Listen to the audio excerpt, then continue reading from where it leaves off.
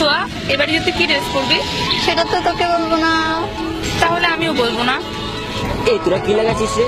কানে ধরে প্যাকর প্যাকর দেখছো, ওই যে রাফিন আসতেছে।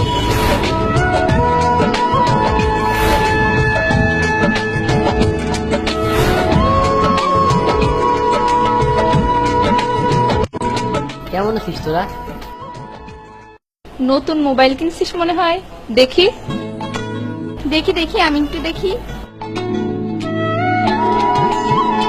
তোরা শুধু নিজেরাই দেখবি, আমাকে একটু দেখতে দিবি না? রাফিনের মোবাইল বলে কথা।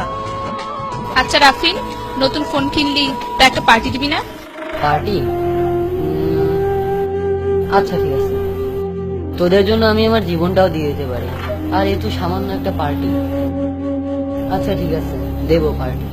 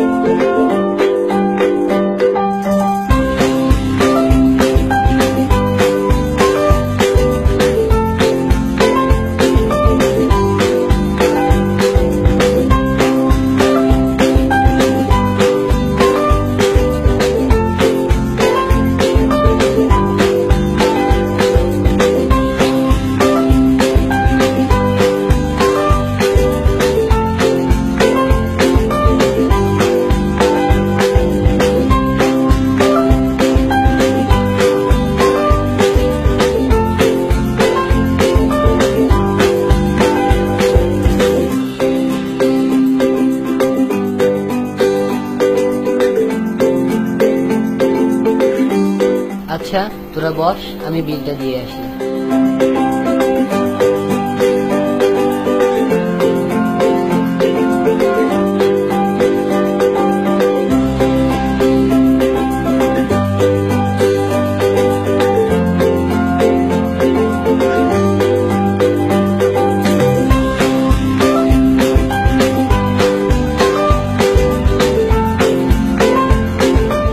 আচ্ছা রাফিন, তোর মোবাইলটা দে তো দেখি।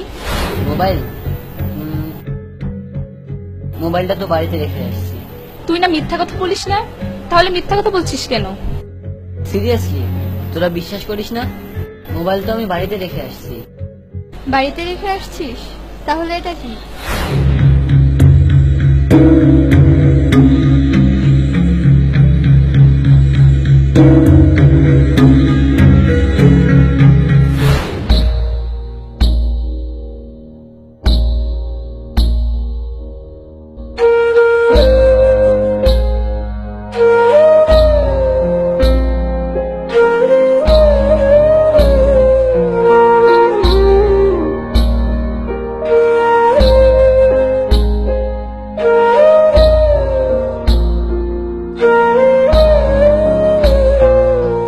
সত্যি কথা বলতে কি, ফোনটা আমি অনেক কষ্ট করে কিনেছিলাম।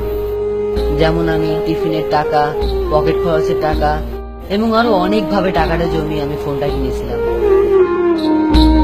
যখন বললি পার্টি দেওয়ার কথা, তখন আমি আর তোদের না করতে পারলাম না। তোরাই তো আমার সব, তোদের জন্য আমি সব করতে পারি, আর এই তো সামান্য একটা পার্টি। তাই মোবাইলটা বিক্রি করে দিয়েই পার্টিটা দিলাম, শুধু তোদের মুখে হাসি দেখার জন্য। কিন্তু তোরা জানলি কিভাবে?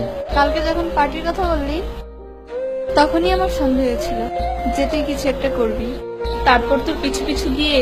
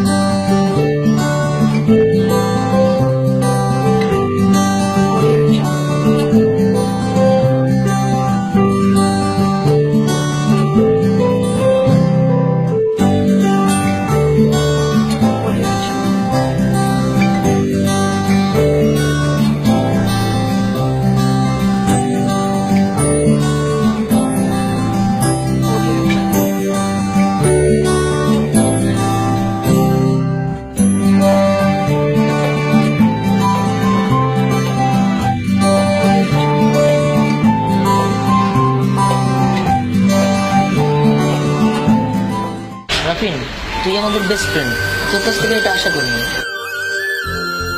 আসলে বন্ধুরা তো এমনই হয়, বন্ধুদের মধ্যে হাসি থাকবে, কান্না থাকবে, কষ্ট থাকবে, আবার একে অপরের পাশেও থাকবে। এরই নাম হচ্ছে বন্ধু।